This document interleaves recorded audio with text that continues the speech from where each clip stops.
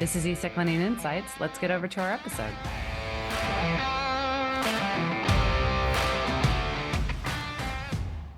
Listeners, welcome back to another eSec Lending Insights. Jim, welcome back. Big week for you last week, huh?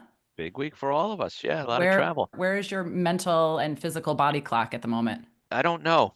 I don't know how I'm doing. I'm fine right at the moment, but I may fall asleep mid-podcast. I landed yesterday around 3:30. Okay. 29 hours to get back from Singapore with a huge layover in between. But Wow. that might have helped me in terms of body clock. I'm not sure because I don't feel as beat up as I normally do. Okay. How are you? You're a difficult week of Florida sunshine. Must have been. Yeah, it was super difficult. I'm glad that I had the Florida trip and you had the Asia trip. I think that was a division of labor that was appropriate between the two of us. And your tan reflects a really difficult week. Yes, I see that. yes. Yeah. Well, the good news is we now publish the video so people can see that I don't have a tan and you're just giving me crap. But so our listeners know I'm not giving you crap. You turned up the light for this podcast that is shining on your head. However, it's because it's a dark we day did outside. we did an earlier pod and you were clearly very tan. Nice work on your part with the proper lighting. All right. Listeners, we have new friends joining us on the podcast today and special guests from Pirum. We have Rob Frost and Zoe Balkwell. Welcome, Rob. Welcome, Zoe. Glad to have you both with us. Hi, great to be here. Yes, thank you so much for having us. Good to see you guys. And so we were just pre-gaming a moment ago and realized Zoe just started at Pirum very recently, within the last month and a half, and her first day happens to also coincide with Rob's first day at Pirum 17 years prior. So we have a bit of the early and more recent perspectives joining us from Pirum, which is great and a good balancing act. So excited to have both Zoe and Rob join us. Zoe, how has it been so far coming into a new organization like Pirum? Yeah, so far so good. Moving from a desk environment into the vendor space, it's completely eye-opening. The amount of stuff that is out there that I don't think is being used by a lot of the industry, I just think it's so fascinating to be in a different environment with the passion of the people here. So far so good. And so can you give us your quick career trajectory and let us know, for those listeners that don't know you well or myself, what your past history has been? Yes, so I joined Pirum. I'm global head of trading and pre-trade. So that is kind of everything within the Trade Connect space, and with that as well, the SSI Connect piece. Obviously, we're looking to grow in that space and we can touch on that later. I came from JP Morgan, the lending side, where I ran the EMEA flow trading desks. So that was equity and fixed income. I also looked after the pricing and data analytics team. So that was any client RFPs coming into the lending side or EMEA, which was kind of an interesting space to be in over the last few years. I also focused a lot on data and automation, as well as the global strategies with all the vendor side of things. So that's where I first dealt more with the Pirum side of things. Prior to that, I was at State Street with Jim. I kind of had a little crossover things. I was a trader there. So I kind of went in as a fixed income trader, then onto the equity side, but again, was obsessed with all the data automation side of things. Before that, I was at Eklund for a few years doing sales and relationship management. Before that, I actually was still in stock loan, but I was a computer programmer. So I started my career as a full stack developer, and I worked at Goldman's and Bank of America Merrill Lynch. So yeah, always in stock loan. So do you think that is that start what then positioned many of your roles to be heavily focused on improving data and automation across a couple of the roles you had? Do you think that if you hadn't had that, would you still have fallen into those similar types of areas? I fell into stock loan. I actually interned in stock loan technology at Goldman's back in the day. I then started pivoting to the bits that I liked. As I've gone through my career, I've identified the things that I like and that I don't like, and then just kind of focus more for my next role into that space. I found things that I really like and the things that spark joy and happiness, and I move into that space in simplistic terms. And Rob, so 17 years at Pirum, but how did you fall into securities lending or stock loan originally? I was at Goldman Sachs and HSBC prior as well for combined 8 years. I fell into it accidentally as well. I actually studied technology at college, fell into securities lending, didn't know anything about it. And then 25 years later, still here. I'm still enjoying it. It's been an interesting journey. I think it's interesting that you came from technology in the beginning as well. And it's that full circle that stock loan kind of guides people. Like I did physics, so it's nothing to do with finance at all. And then you slowly go through those paths and you end up in stock loan, and here we all are, different paths. Well, I think a lot of technology and physics is about 100%. Problem solving and finding solutions. A lot of people I speak to in our industry are like that. The industry is always changing, it's evolving, people need solutions, and it's quite exciting. I think stock loan is one of those weird places in securities finance that there are so many problems still to solve. And that's what I liked about it, like the nuances and the inefficiencies that can be solved if you just apply some kind of logic and thinking to it from a different angle that's maybe a little bit different to normal. If you look at any of the job recs for trading or stock loan jobs, it always entails either business tech background or coding background today, which is very different than it was 20 years ago, but makes sense, as you guys point out, where we are as an industry, still looking for solutions on the technology side for the industry at large, and probably will be the case for the next 5 years, where you need traders who have tech backgrounds. Makes sense. Do you see that relationship part changing as well, Jim or Brooke? Because I mean, that's another key thing that I love about this industry as well. It's not just about the solutions, the technology, but the relationships. We've all been in the industry a long time, as we've established. It's great to build those relationships and solve those problems together. I'm keen to get your thoughts on that. Yep. I think Brooke can answer for her side, but we have a number of key counterpart relationships born from trading relationships that have become product development relationships. We'll work on solutions, including three-way conversations and workflows with the likes of yourselves and some of our clients on solutions either for the broker or for the lending client or the agent. So yeah, relationships really matter, I think. And talk to any of our counterparts, I think they'd say the same thing about eSec and how they face off with eSec. Our client base is all about solutioning, trying to come up with a better or more bespoke mousetrap than what exists today that helps solve for those problems and moves us forward in terms of growth and balances and revenue for our lending clients and for the broker and their clients. So no question, very different than it was, at least in my previous roles in securities lending. So Brooke, would you agree with that? I mean, you're involved in as many of these conversations with brokers as I am. Yeah, no, I definitely agree. And just to go back to anniversary dates for a moment, I know Pirum just celebrated your 25th anniversary. Rob, it sounds like you're 25 years in the industry, so congrats to both of those things.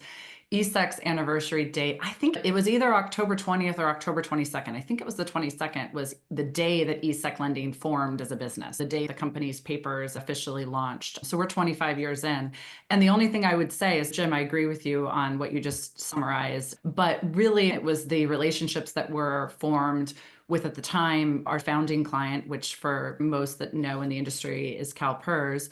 And it was all about working and partnering with them and the relationship that we had created to then solve for problems around it. Ultimately, that's how this business has grown and evolved our solution set over the past 25 years. We're constantly growing and evolving our product because we're solving problems together with clients or borrowing counterparts for whatever the market set opportunities are, which I have to believe is sort of similar to how your business has evolved. And I'd be curious how much of the things that you guys have built and are building now and for the future are being driven in the same way based upon someone coming to you and saying, hey, this is what's not working or this is what we need. And how do we go about doing that? How do you identify and drive solutions to work well for the market, but also to be a viable commercial solution?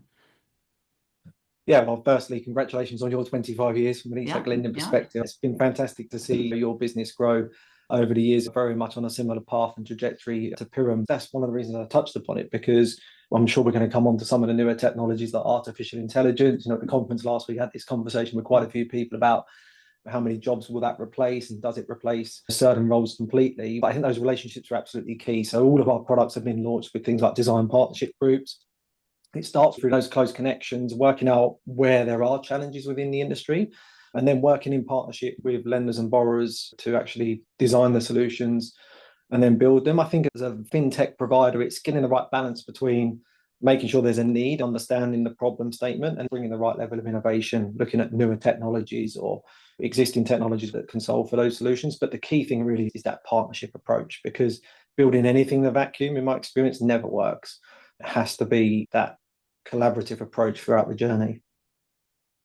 Do you find are most of the products that you've built over the years where you've partnered with other market participants in that design partnership group, is that always sort of a group of market participants? Have you ever done it on a one-to-one basis? I'm just curious because obviously in a design partnership group, you need to then create some sort of consensus of what does work across others, and certain businesses might differ ever so slightly, where trying to have a solution and a tool that works for as large of a group of the market as possible would obviously be your goal, to make it as commercially profitable as possible, I have to imagine. But that probably has a little bit of friction and push and pull along the way. What's been your experience? Yeah, in my early years at Pirum, it was not the design partnership or group approach. It would have been typically one client. More in the last 5, 6, 7 years, it's been more the design partnership group approach. Yes, it can be a challenge trying to get everyone to agree to a roadmap. But if you think about what we do, it's trying to solve those common problems and challenges that everyone has. It's building what we'd call a non-differentiated technology. So we typically don't have many issues agreeing or getting a consensus agreement on the roadmap. Sometimes the priorities more so in terms of which order we build things. But I think the other thing that's key is, getting tech budget is not easy these days. So making sure that throughout that process, not just designing a solution, but talking to your technical teams to make sure that they can onboard it efficiently and your counterparts can onboard it efficiently is crucial as well. And I think that's probably where most of the work goes in on our side. That central differentiated solution like Recall, everyone's got the same or similar process. It's really how you connect the endpoints into 2 different systems that is the hardest part. Zoe, you made a comment when you're introducing yourself that coming into the seat that you now sit in at Pirum, you've identified things that the market could make more use of and opportunities for greater efficiency. I'm curious how you might bucket that in your initial reactions, being a month and a half in, coming from other market participants that would have been users of technology products. Where do you see the lowest hanging fruit in that sense across the market? I'm going to ask Robert to jump in here because he is kind of the all-knowing of a lot of the Pirum products. But I think my initial things is a lot of clients will implement solutions, not just at Pirum, but across the market, and they won't be fully integrated within their systems. So it's that implementation. Yes, you can sign up to stuff, but it's making sure that people in-house are using it properly, making sure that they're engaged, that they're engaging with their clients and counterparties on those platforms. And I think just making sure that people are utilising the products they have available to them and have that full understanding. I have been very impressed with the amount of client-facing people going in and having those meetings because they're getting that feedback. And to your point, Brooke, where do you get that feedback from? It's not just the DPGs, it's the one-on-ones, it's the life cycle of that product. How can you get that real-time feedback? Because depending on the user, some people are a lot more open to discussing things in a public forum like a DPG. Some won't share their true thoughts unless it's a one-on-one thing. So I think the more you can interact with that client and the more that you can have those kind of opportunities for feedback, it definitely plays into allowing a better product ultimately. And I love it because it's like you can always just set people and say, oh, set them a little project and see what it is. In a group environment, some people will be extremely quiet. Believe it or not, I will often be quite quiet in group scenarios. However, when I'm passionate about stuff, you cannot shut me up. The DPGs that we had when I was on the DPG, my last job for Trade Connect, it became a bit of a running joke where Duncan and Rob would look over at me and I would just have a look on my face of wanting to ask a question, but just waiting for the right moment. And it would be like, so have you, yes, thank you. Yeah, this thing as well. It's, you have got to have those different user groups because different clients have got different wants for sharing feedback. So it's not one size fits all. You've got to have all of those things. You've got to have the showcase product views. You've got to have the one-on-ones. You've got to have all sorts. That makes a lot of sense. Jim, how are you in sharing feedback in a group setting?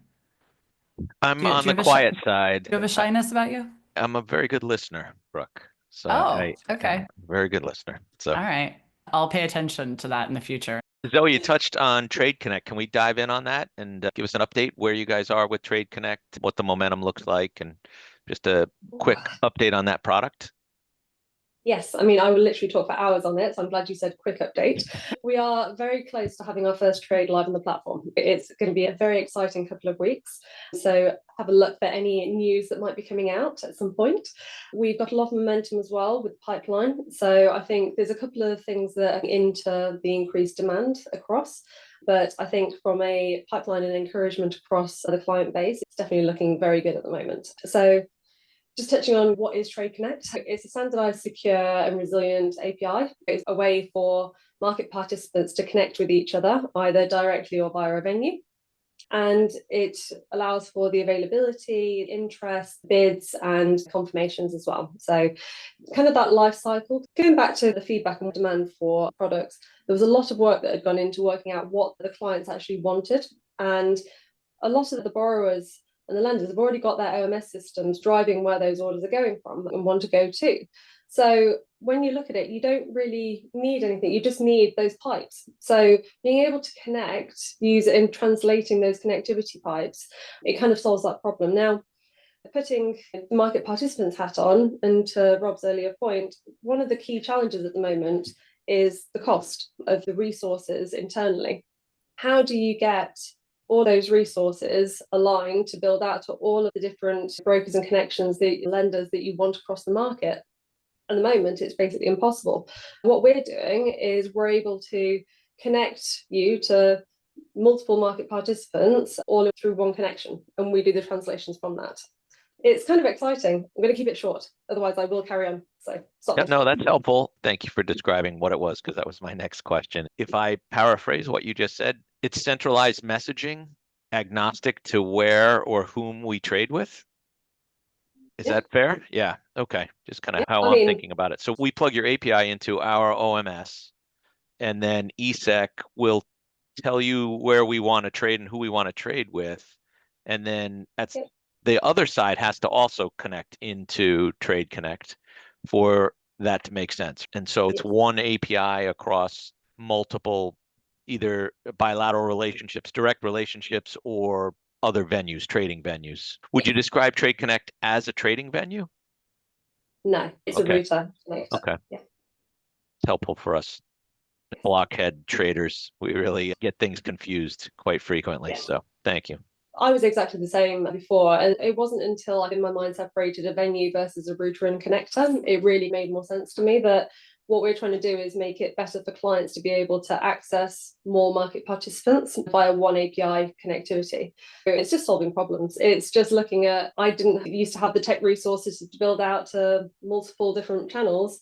Now you can just connect to one, and Pirum does the work to connect for you. Okay. Perfect. And then how do you guys monetize that? Is it flat fee or transaction based in terms of the charges for the clients on both sides? The reason I ask is because I think one is much more consumable by the market than the other, and they're different routes. From my perspective, eSec's a small company compared to the folks we do business with. We have limited resources, both on our tech budget and the people we can dedicate to different projects. The last thing we want is multiple work streams giving us the identical outcome. It's flat fee. So it's not transaction based. We want to encourage people to put flows through our platform. We want to encourage people to be using it. So there is no cap on the amount of transactions that can go through. It also covers equity, fixed income. It's global. To Zoe's point, we want to promote the volumes and the transactions, but actually more so than that, the reason we priced it that way was twofold. One, because our cost is really around the setup and the maintenance, not the per transaction charge. That doesn't make much difference to us whether it's 100 transactions or 100,000 transactions per day per client. The whole post-trade, the feedback we'd had from the industry is don't just think about trading from a pure pre-trade trade execution, link it to the whole post-trade. T+1 is a huge topic at the moment in Europe and the UK. We have an SSI solution built into the Trade Connect roadmap and solution. So that's all included, for example. We're thinking about how you book the trade, get the SSI correct at point of trade, and then pick up that SSI management through the life cycle if there's a reallocation, return, recall. So again, thinking about that holistically, that's just one example of linking it into the post-trade. And clearly we have lots of modules from a post-trade perspective. So Trade Connect could be standalone or we connect into different modules. We really wanted, and that's part of our vision, to have a single platform that covers the whole life cycle for not just securities lending, but repo and collateral management as well. Perfect. That's smart, in my opinion. And as a consumer of products you build, I like that answer. Good. Thanks. He's giving you a stamp of approval. It's a pretty special stamp there, guys. Yeah. So you've developed Trade Connect in partnership with what, Zoe, you were spending some time on earlier, this design partner group, getting feedback and the different ways that you've gone to create that roadmap and sort of built around what the market needs. You said you're going to be going live very soon. We'll look for that news to be published sooner than later. Do you have a vision of adoption? Do you have a vision of the rollout? If other market participants wanted to get involved now, is that the right time? Or is it still working through things with the design partnership group at the initial phase? Or what's the roadmap ahead? So if anyone is interested, please contact us. We are moving forward very quickly with a lot of clients.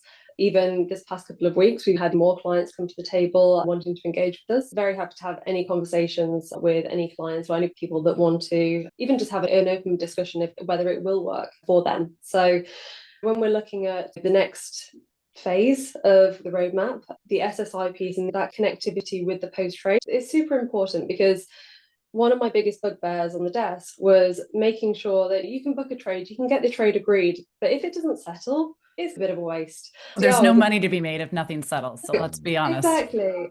And it was a massive wake-up call a few years ago with CSDR. You'd spend all your time going, oh, okay, we'll cancel and rebook it.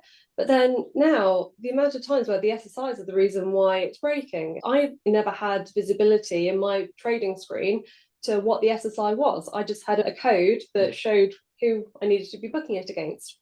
The broker, they often didn't have, this is this lender, blah, blah, blah, this SSI. It would be, an internal code that they would have.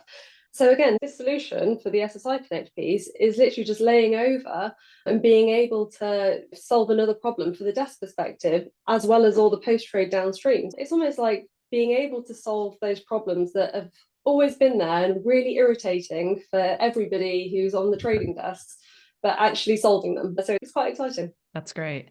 Rob, you mentioned a bit ago when you were talking about the Isla Americas conference that was held in Florida recently, you mentioned AI as one of the big themes. I'm curious how your organization is approaching use and adoption of AI. You have a lot of data that's flowing through your systems. I know just in our experience of working with you, you guys touch almost all of our flow in our organization. I'm just curious sort of use cases and thoughts that you might have on where you go in the future and what the market does with a lot of data and how an AI overlay might benefit market participants.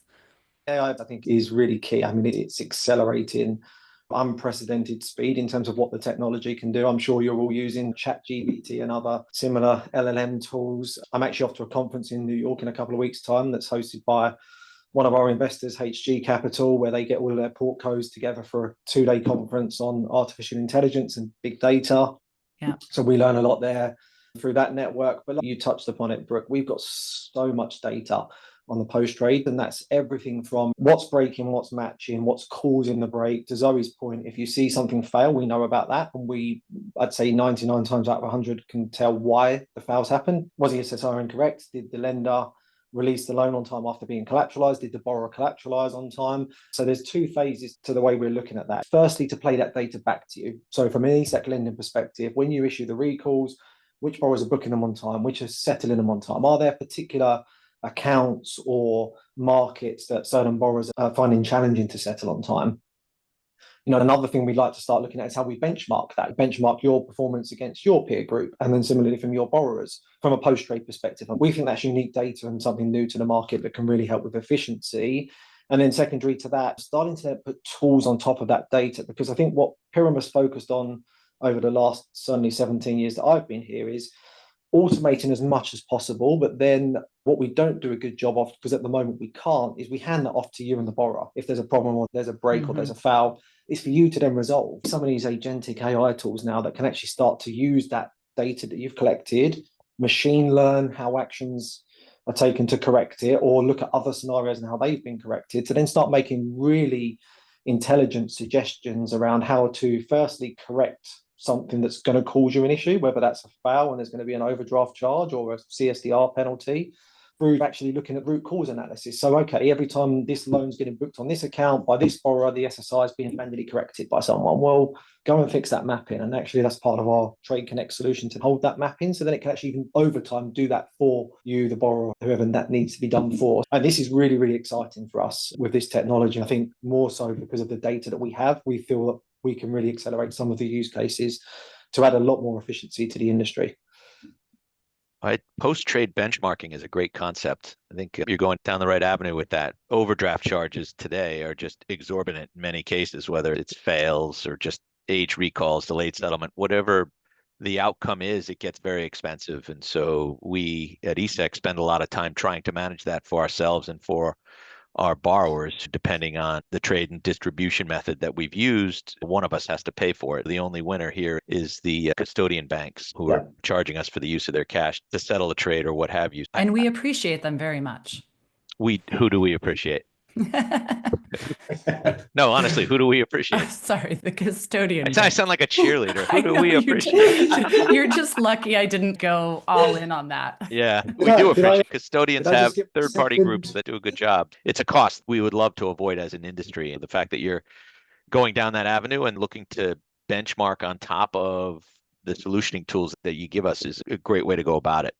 The key thing there, Jim, with the new technology that I mentioned, that can be done faster than ever now and much more flexibly as well. You as a consumer of that data, rather than us having to build these dashboards where they could become quite cumbersome because you might want it a different way to another. Now we can just give you an LLM tool. You just type in what you want to see and it can just visualize that for you. Did I just get my second Moroni seal of approval there as well? I'm on my hat trick for this podcast. 2 for 2. Okay. Yeah. I love it. You know what I also love about your use of AI and thinking about how you might be able to solve more problems for everyone is that you're doing it with a ton of acceleration and faster than ever. You're going to be able to address this. And I just want to note that the thing that I missed the most about Miami last week, Rob, Jim, you don't know that I did this, I don't think. Do you know what Pirum did at the Isla Americas conference that I joined them for? No, I do not know. And may have also been as fast as AI. So Pirum, hold on, I'm not gonna be able to hear you. Pirum took a group of people go-karting, and turns out I might be sort of the AI of the industry go-karting participation. Did you have to wear the outfits? Do you wear the full onesie? Oh, of course, I came with my own racing jacket. Of course you did. And who was the winner? Who was the fastest? Well, no, actually, the winner was very clear the entire time. Christopher Galley at JP Morgan. Christopher, shout out. If you listen, congratulations. If you don't listen, can someone please tell Christopher that he is absolutely the fastest in the industry, hands down. I think like every race, right? Rob, do you have a memory for that? I don't know. He was at the top of the leaderboard every single race. He was by far the fastest. Is that by luck, you think, or is he a go-kart driver? I think that there was a lot of skill involved. But it was my first time doing it, and I kicked some real go-karting backside. Yeah, I think there's a few people, some bruises after some of the corners Brooke was taking past them, Anyway, it was a lot of fun. But yes, fast as Pirum is what the next generation of technology is planning to be, and go-karting skills. Keep the hat on. The hat looks good on me, right, Jim? I like it, yeah. It's a new look for you. He's just jealous he hasn't got one. He is. I know. I'm back with us. Normally, Jim is always the one to get all of the promotional swag first. Yes. We've got some spares. We'll send them over, Jim. Don't you worry. Yes. Too bad I missed it. Sounds fun. I've done that a few times. It was a lot of fun. I think I would have definitely beat you, Jim. I just for future reference. A challenge next year, I hear. A challenge flag has just been thrown. I'll do a little one-on-one. We can podcast right after it. All right. We need Pirum to do this event again next year. We need Jim to actually turn up to the conference. There's one in Boston. What's it called? F1? I think there's okay. There's a Let's place. do this. And the reason I asked about the outfit, they make you put on the full onesie outfit. Yeah. So it's always quite comical to see everybody walking around in those. Well, the entire time I had to use a booster chair. So I just, in terms of giving you in a go-kart? Yes. I can't visualize that. It's just like it's a booster seat to just give me a little bit extra forward movement. Oh God. All right, so enough about go-karting, but Rob, any other themes that you took away from the conference at Isla Americas? I think we touched upon all the key ones, Brooke. That real drive and desire for more automation and to really fix those root causes is definitely something that I took away. And like I said, I think that plays into everything that we're looking at, which was pleasing to hear, and excited for the next 12 months. Hopefully we've solved some of those challenges when we get to the next conference next year. All right, good. Well, again, Rob, Zoe, thank you for doing this. And Zoe, congrats again on the new role. And Jim, thank you very much. Welcome back. I hope you, fully time adjust in the next day or two. Yeah, I do too. I'm off to my next trip on Friday. So really doesn't matter if I time adjust or not. But Yeah. yeah, thank you. We're just pleased, Jim, that you didn't fall asleep as well. So thank Yes, you. yeah. Well, it was riveting discussion on go-karting, so I stayed wide awake. Thank you, Rob and Zoe. And nice seeing you both. Yes. Uh-huh. Yes.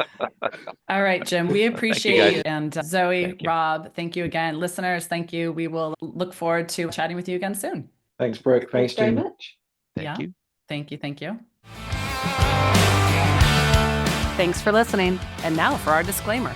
This material is for your private information and does not constitute legal, tax, or investment advice. There is no representation or warranty as to the current accuracy of, nor liability for, decisions based on such information.